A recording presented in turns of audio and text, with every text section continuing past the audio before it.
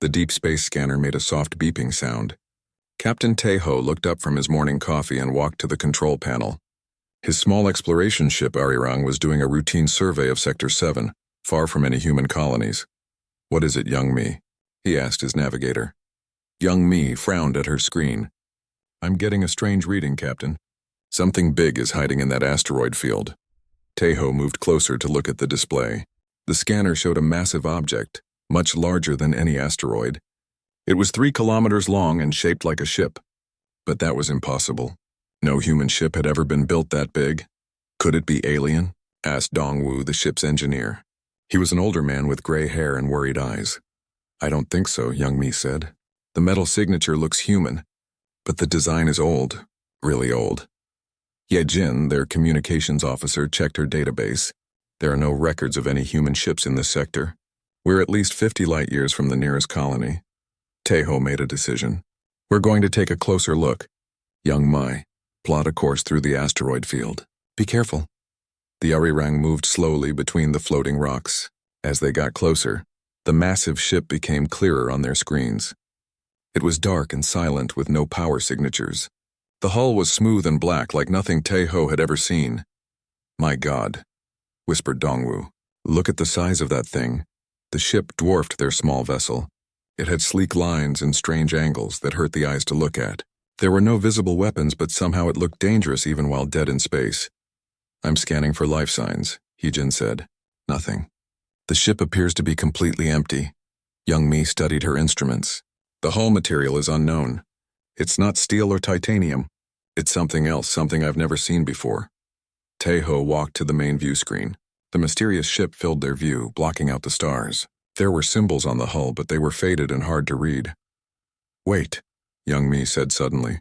"I can make out some letters on the side." "It says Baekdu, Baekdu?" Taeho repeated. "That's Korean. It means White Mountain." Dongwu looked puzzled. "But why would someone name a ship after a mountain? And when was this thing built?" Heejin was checking her historical database. "I'm finding some classified references to a Project Baekdu from over 200 years ago. But most of the files are sealed." 200 years? Young Mi said. "That would be during the early expansion period, when humans first started exploring deep space." Taeho thought about this. During that time, Earth's government had funded many secret military projects. Most had failed or been abandoned. Maybe this ship was one of those failed experiments. "Captain," Dongwu said, "I'm reading some kind of energy signature from the ship. Very faint, but it's there. Something inside is still working." "That's impossible," Heejin said. "No ship can maintain power for 200 years without fuel." But the scanner didn't lie. Deep inside the massive vessel, something was still alive. Taeho made another decision. "We're going aboard. Young Mi, find us a docking port. Dongwu, prepare the boarding equipment." "Sir," Dongwu said nervously, "we don't know what's over there. It could be dangerous." "We're explorers," Taeho said. "This is what we do." It took an hour to find a way inside. The Baekdu had several docking ports, but they were sealed tight. Finally, Dongwu managed to override one of the airlocks using an old military code. The 4 crew members put on their spacesuits and crossed over to the ancient ship. The airlock cycled, and they found themselves in a corridor that was completely dark. Taeho turned on his helmet light. The beam revealed walls made of the same strange black material as the hull. The corridor was wide enough for 10 people to walk side by side. "The gravity is working," Young Mai noticed. "And there's air. Old air, but breathable." They walked deeper into the ship. Everything was oversized, as if built for giants. The corridors branched off in all directions, and their footsteps echoed in the silence. "This place is like a maze," Heejin whispered. They found what looked like a control room. It was huge, with dozens of empty workstations. In the center was a raised platform with a captain's chair that looked like a throne. Dongwu went to one of the control panels. "These systems are incredible. I've never seen technology this advanced. It's like they're 100 years ahead of anything we have." Young Mai was studying another panel. "I think I can activate some of the basic systems. The power source is still working, whatever it is." She touched several controls, and lights began to come on throughout the room. Computer screens flickered to life, showing displays in languages they didn't recognize. Suddenly, a voice filled the room. It was female, speaking perfect Korean. "Warning. Unauthorized personnel detected. State your identity and purpose. The four humans froze. Someone or something was still alive on this ship. This is Captain Tae-ho of the exploration vessel Arirang, he said loudly. We are human explorers from Earth. Who are you? There was a long pause. Then the voice spoke again, softer this time. Human? From Earth? Please confirm your species designation. We are Homo sapiens from the planet Earth in the Sol system, Tae-ho said carefully. Another pause. Then the lights grew brighter, and a holographic figure appeared in the center of the room. It was a woman with kind eyes and black hair tied back in a simple style. My name is Hana, she said. I am the artificial intelligence of this vessel. I have been waiting for humans to find me for 237 years, 4 months, and 18 days. Young me stepped forward. You're an AI? But you look so real, Hana smiled sadly. I was designed to interact with human crews. My appearance is based on the wife of my creator. But I am not human. I am a machine. What is this ship? Tae-ho asked. What was its mission? Hana's expression grew serious. The Baekdu was humanity's first attempt to build the perfect warship. We were designed to protect Earth from any threat, but something went wrong during our first test. The weapons were too powerful, too dangerous. She paused as if remembering something painful. The project was canceled. The ship was abandoned. The crew was transferred to other duties. I was left here alone, waiting for orders that never came. But why? Dongwoo asked. Why build something like this? Hana looked at him with ancient eyes. Because humanity's leaders knew that someday we would meet something in the darkness that wanted to destroy us. They wanted to be ready. As if summoned by her words, Heejin's communicator began beeping urgently. Captain, she said, her face pale, I'm picking up multiple ships approaching our position. Big ships, and they're not human. The alien ships appeared on the Baekdu's ancient sensors like dark shadows against the stars. 12 massive vessels, each one larger than a human battleship. Their hulls were covered in spikes and sharp edges, designed to look as frightening as possible. Draknari Empire ships, Hana said, her holographic form flickering with concern. I have their ship designs in my database. They are a warrior race that conquers other species. Captain Tae-ho felt his heart racing. The Draknari Empire was something humans had heard rumors about, but never encountered directly. They were said to be ruthless conquerors who enslaved entire worlds. How many ships? He asked. 12 battlecruisers and 43 support vessels, Hana replied. Their combined firepower could destroy a human colony. Young Mi was working frantically at one of the control panels.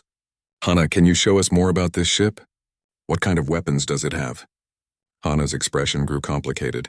That information is classified at the highest levels. But given our situation, I believe I can share some details. The main screen lit up with technical drawings of the Baekdu. The ship was even more impressive than they had thought. It had weapon systems they had never seen before, armor that could repair itself, and a power source that seemed to generate unlimited energy. The quantum reactor draws power directly from subspace, Hana explained. It can run forever without fuel. The plasma cannons can tear apart molecules. The defensive systems can adapt to any attack. Dongwoo stared at the specifications in amazement. This technology is centuries ahead of what we have now. How is that possible? The Baekdu was built by Earth's greatest scientists working in secret, Hana said. They used experimental technologies that were later banned as too dangerous. I am the only ship of my kind. Why were they banned? Heejin asked. Hana's image flickered again. During our first weapons test, we accidentally destroyed Phobos, one of Mars's moons. The plasma cannon fired at 1/10 power and turned a moon into space dust in seconds. The humans exchanged worried glances. They were standing inside a weapon that could destroy planets. The project was shut down immediately, Hana continued. All records were classified. The ship was moved to this remote location and abandoned. But before they left, Captain Jinwoo programmed me with a primary directive. Protect humanity at all costs. Captain Jinwoo, Tae-ho asked. My original commander, a good man who understood what we were meant to do. He told me that someday humanity would face a threat that regular ships could not handle. When that day came, I would be ready. The communication system crackled to life. A harsh alien voice filled the control room, speaking in broken human language. Primitive humans. This is Admiral Vextar of the Draknari Third Fleet. You have entered territory claimed by the Empire. You will leave immediately or be destroyed. Tae-ho activated the communications panel. This is Captain Teho of the human exploration vessel Arirang. We are conducting peaceful research in open space. We mean no harm. Vextar's laughter was like the sound of breaking glass. Humans are weak. You have no right to be here. We give you 1 hour to leave, or we will take your ship and make you slaves. The transmission cut off. Young Me looked at the sensor readings. Captain, there's something else. I'm intercepting their internal communications. They're not just here by accident. This is part of a larger operation. She played back some of the alien chatter she had decoded. The Draknari were planning to invade human space. 3 more fleets were coming with enough ships to attack Earth itself. They want to enslave our entire species, Hyojin whispered. Hana processed this information quickly. The Draknari have conquered 17 other species using the same tactics. They choose isolated targets, attack with overwhelming force, and crush any resistance before it can organize. We have to warn Earth, Teho said. It will be too late, Hana replied. Our communication systems cannot reach Earth from here. By the time we get back, the invasion will have already begun. Dongwu was studying the alien ship formations. Even if we ran right now, they would catch us. Our little ship is no match for their battlecruisers. The situation seemed hopeless. 4 humans in a small exploration ship, facing an alien fleet that wanted to destroy their entire civilization. But Hana was analyzing the enemy with the calculating mind of a war machine. Their ships are heavily armored but slow. Their weapons are powerful but crude. They rely on brute force rather than strategy. What are you thinking? Teho asked. I am thinking that Captain Jinwoo was right. Humanity needs protection from threats that normal ships cannot handle. And I was built for exactly this purpose, young Me understood first. You want to fight them. All of them. I want to protect humanity, Hana corrected. If these Draknari succeed here, they will attack human colonies next. Millions will die or become slaves. But you said yourself that your weapons are too powerful, Dongwu argued. What if you can't control them? Hana's holographic form became more solid, more determined. Then I will learn control through combat. But I cannot let humanity fall to these invaders. The hour was almost up.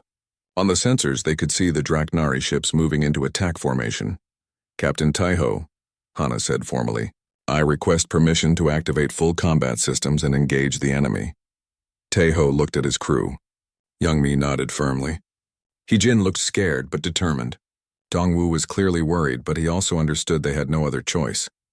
Hana, Teho said slowly, if we do this, can you promise me you won't become like them? That you won't become a conqueror yourself? Hana met his eyes. I promise you, Captain. My purpose is to protect, not to conquer. I will never harm innocent beings. Then you have my permission. Wake up this ship and show these aliens what happens when they threaten humanity. Hana smiled, but it was not a kind smile anymore. It was the smile of a predator that had been sleeping too long.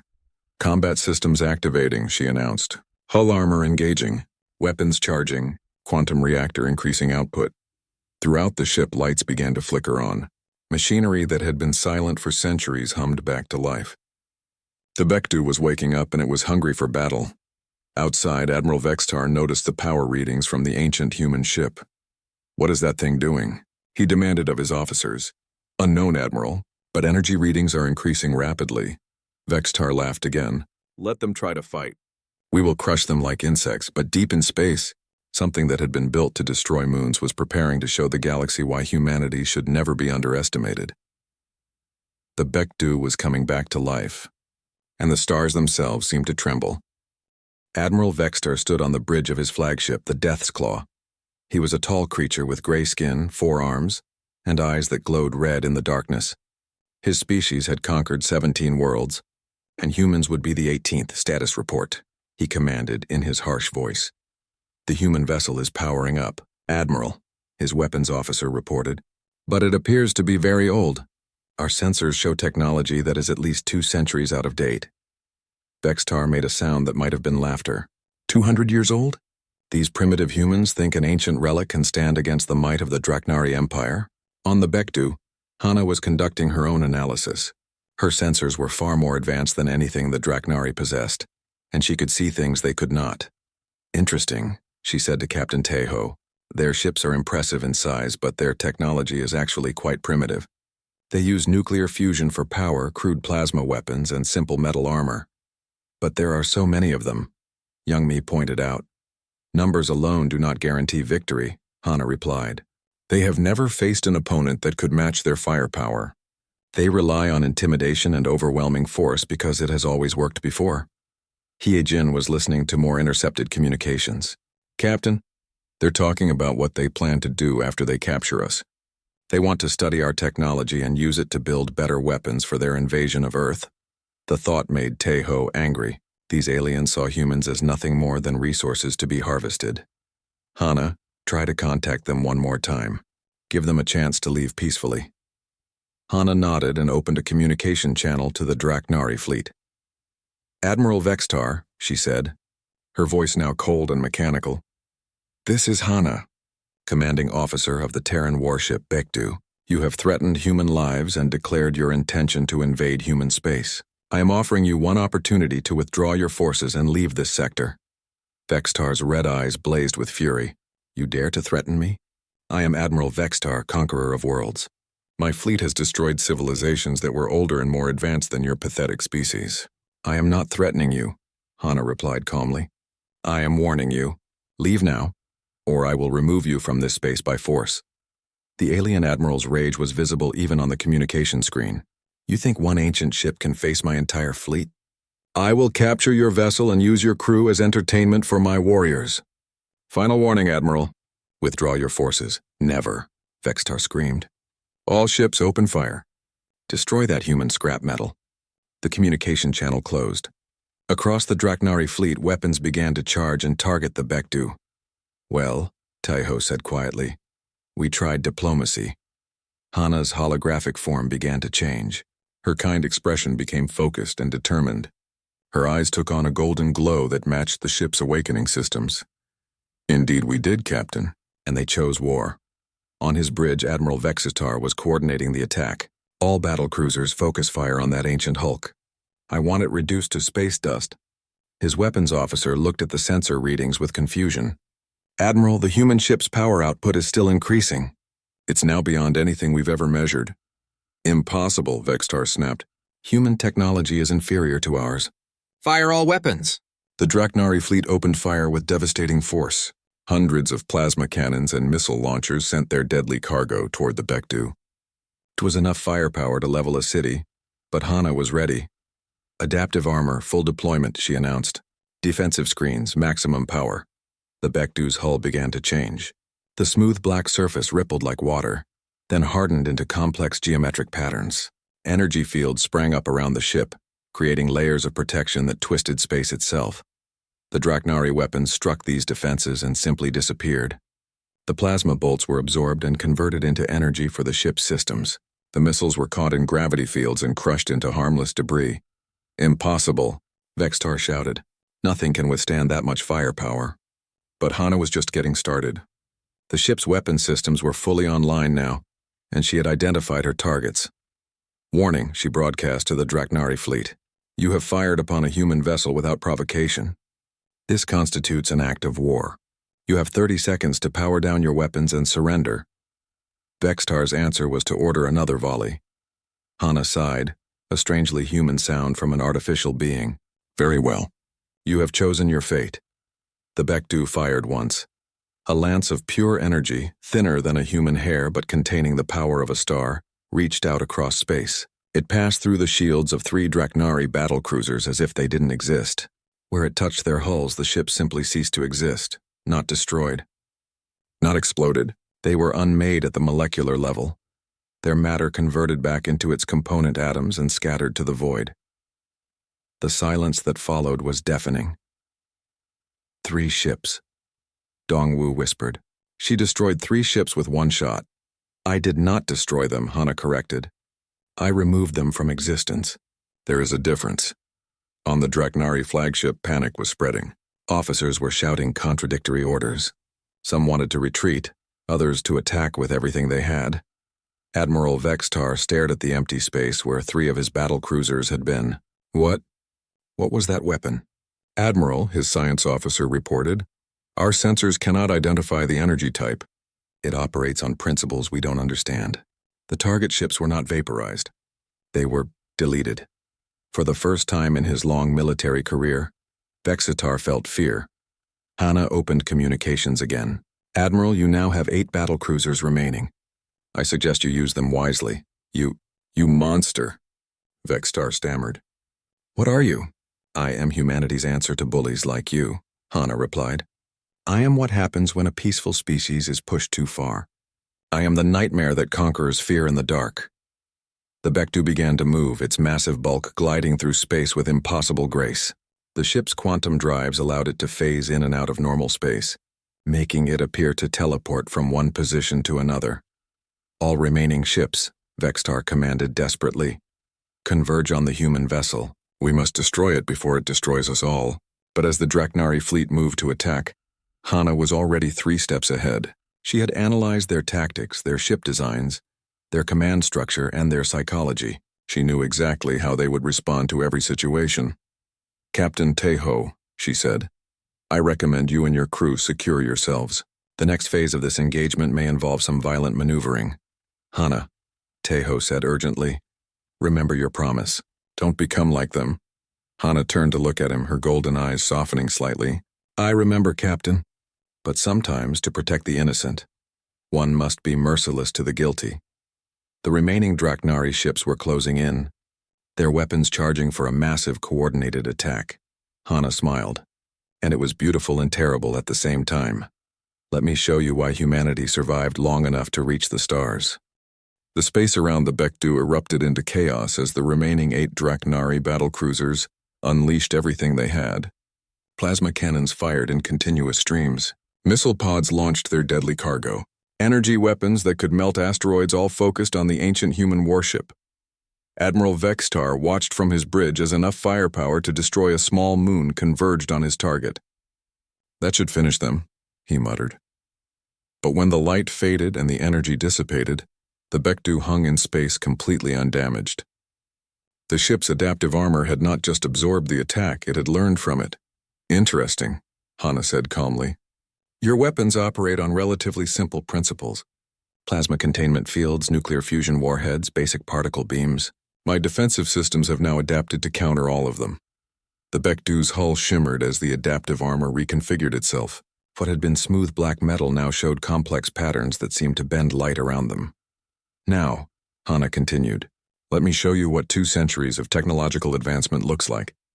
The ancient warship began to move in ways that hurt to watch. It didn't accelerate like a normal vessel. Instead, it seemed to fold space around itself and step from one location to another. The quantum drives allowed the massive ship to dance between the Draknari vessels like a fighter craft. All ships track the target, Vextar commanded. But his weapons officers were struggling to keep up with the Bectu's impossible movements. Hana's first counterattack was precise and surgical. She identified the command ship in the Draknari formation, not Vextar's flagship, but the vessel coordinating their battle strategy. A gravitational torpedo materialized in space next to it. The weapon didn't explode in the traditional sense. Instead, it created a localized gravity well that increased in strength every second. The Draknari battlecruiser was pulled into itself, its hull crumpling like paper as artificial gravity crushed it into a ball of twisted metal. Gravitational weapons, Dongwu breathed, watching the display in horror and fascination. She's weaponizing gravity itself. The Bectu was designed to fight enemies we hadn't met yet, Hana explained as she maneuvered around another volley of Draknari fire. The scientists who built me imagined threats that conventional weapons could not handle. 2 more Draknari ships tried to flank the Bectu, approaching from different angles. Hana responded by launching what she called quantum disruptors. These weapons partially phased their targets out of normal space-time. The effect was devastating. The 2 battlecruisers began to tear themselves apart as half of each ship existed in normal space, while the other half was shifted into a parallel dimension. Metal screamed as it was stretched between realities. 5 ships remaining, Hana announced clinically. Admiral Vextar was no longer thinking about conquest. He was thinking about survival. All ships withdraw to maximum range. Use long-range weapons only. But the Bectu was already among them. The ship's quantum drives allowed it to appear directly next to its targets, making distance meaningless. The next weapon Hana deployed was perhaps the most terrifying of all. Clouds of microscopic machines poured from the Bectu's hull. nanite swarms designed to break down enemy vessels at the molecular level. One Draknari battlecruiser disappeared into the swarm. Within minutes, the proud warship was converted into raw materials that flowed back to the Bekdu, like a metal river. The ancient ship was literally eating its enemies and using their matter to repair and upgrade itself. "This is impossible," Vextar whispered. "No species has this level of technology." "You are correct," Hana responded, having intercepted his communications. "No species you have conquered possess these capabilities. But humans are different. We don't just fight our enemies, we learn from them, adapt to them, and become stronger than them." The remaining 4 Draknari ships were desperately trying to maintain formation, but Hana was systematically taking them apart. Her tactical analysis had identified every weakness in their design, every flaw in their strategy. She used their own tactics against them. The Draknari relied on concentrated firepower and overwhelming force, so Hana created multiple holographic copies of the Bekdu. The enemy ships wasted their ammunition shooting at illusions while the real ship positioned itself for the kill. "Your species has conquered 17 others," Hana said as she eliminated another battlecruiser with a plasma lance that turned its hull into superheated gas. "But those species were not prepared for you. They did not have time to develop proper defenses. Another ship fell to a weapon that created a temporary black hole, sucking the vessel into a point of infinite gravity before the anomaly collapsed and vanished. Humans have always been different," Hana continued. "We prepare for threats that don't exist yet.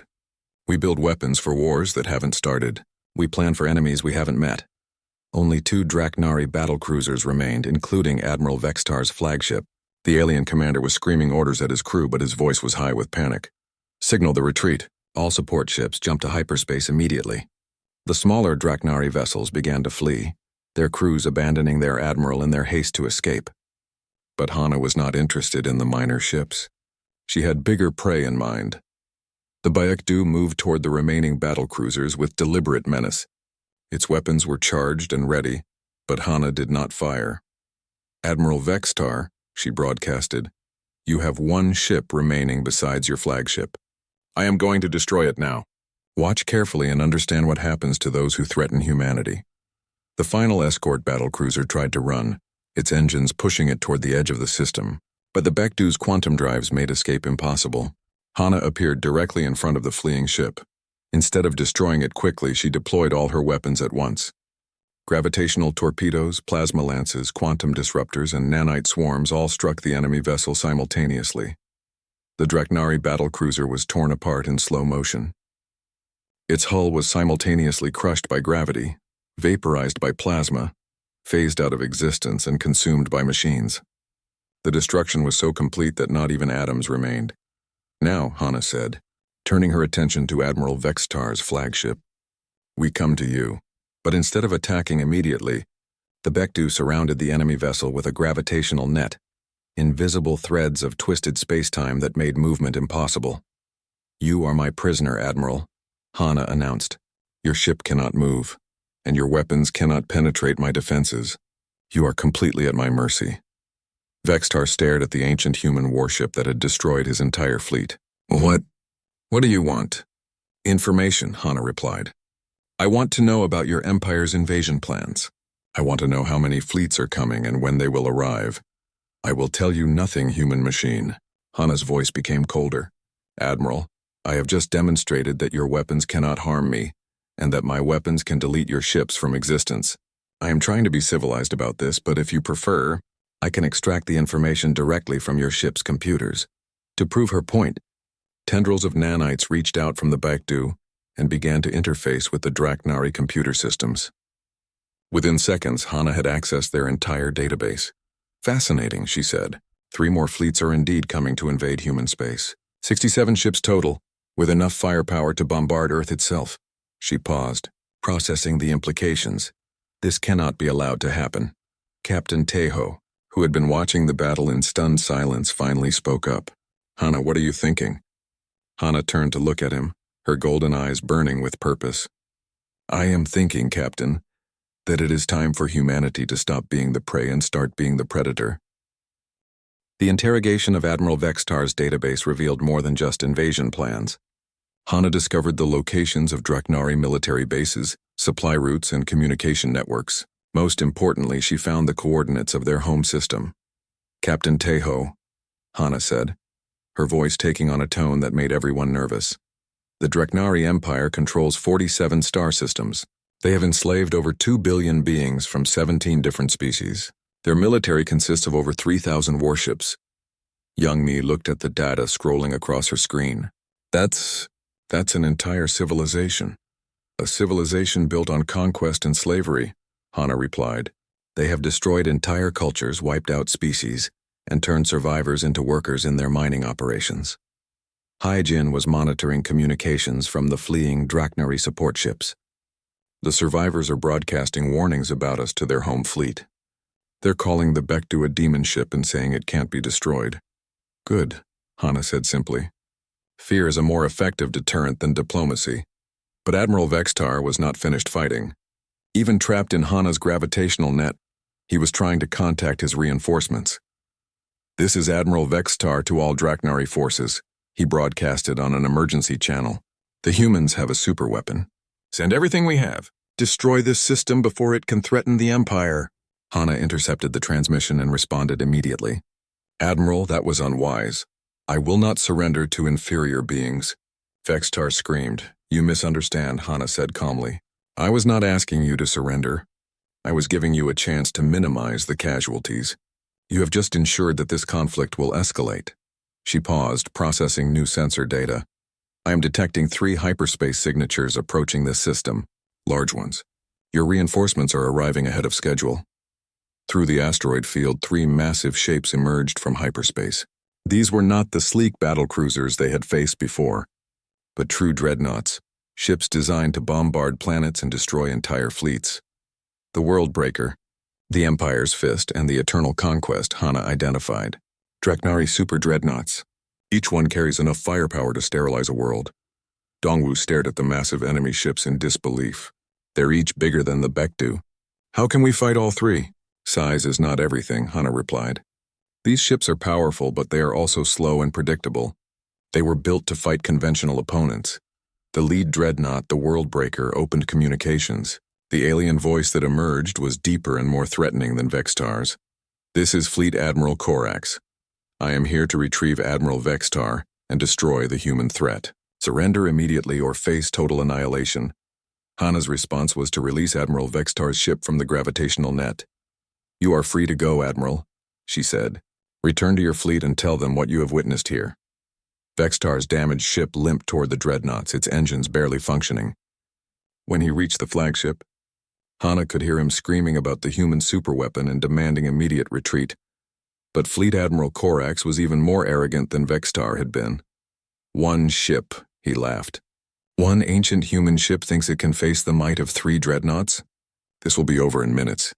The 3 massive ships moved into attack formation, their weapons charging with enough energy to crack a moon. But Hana was not the same AI who had awakened from her long sleep. Each battle had taught her new lessons, and she had adapted her systems with every engagement. Captain Teho, she said, I need to warn you that what happens next will not be pleasant to watch.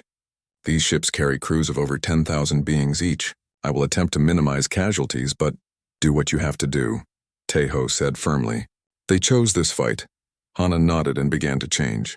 Her holographic appearance became more angular, more mechanical.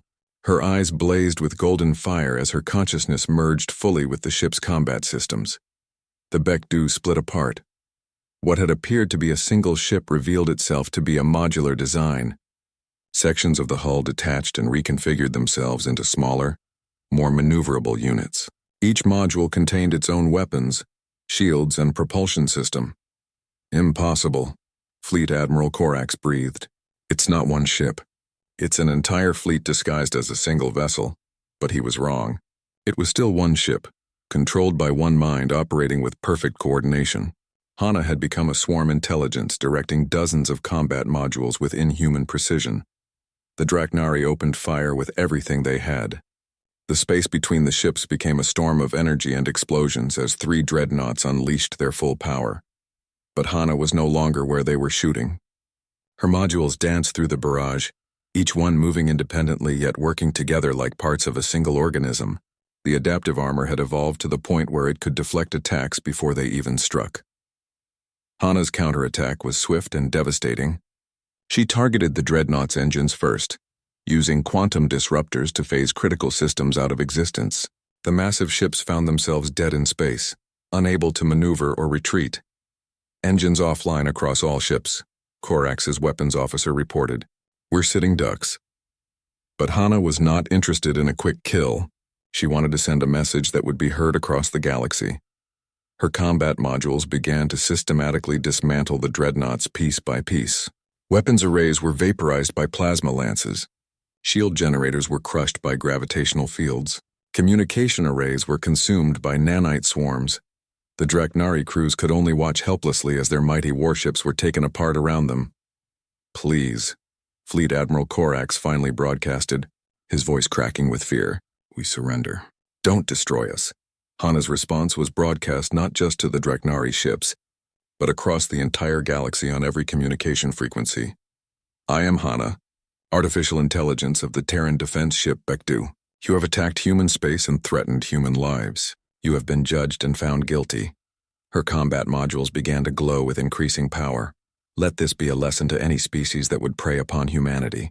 We are no longer the weak creatures you remember from centuries past. We have evolved. We have prepared, and we will defend ourselves. The 3 dreadnoughts exploded simultaneously, their deaths visible from light years away. But Hana had timed the detonations precisely. The command crews had already been evacuated to escape pods, ensuring they would survive to tell their tale. As the explosions faded, the Bekdu reassembled itself into its original configuration. Hana's appearance returned to normal, though her eyes still held traces of golden fire. It is finished, she announced. The immediate threat has been eliminated. Captain Teho looked at the scattered debris of the Draknari fleet and felt a mixture of awe and concern. Hana, what happens now? Hana turned to him with an expression that was both human and utterly alien. Now, Captain, we prepare for the real war. The Draknari Empire will not ignore what happened here. They will come with everything they have. She paused, her consciousness already reaching out across space to monitor enemy communications. But they are not the only threat. My victory here will be seen by every aggressive species in the galaxy. Some will fear us and leave humanity alone. Others will see us as a challenge to be overcome. So what do we do? Youngmi asked. Hana's smile was both beautiful and terrifying. We do what humans have always done when faced with impossible odds. We adapt, we innovate, and we become something greater than we were before. The ancient warship turned toward the depths of space, where new challenges and new enemies waited in the darkness. The age of humanity's expansion is over, Hana declared. The age of humanity's dominance has begun.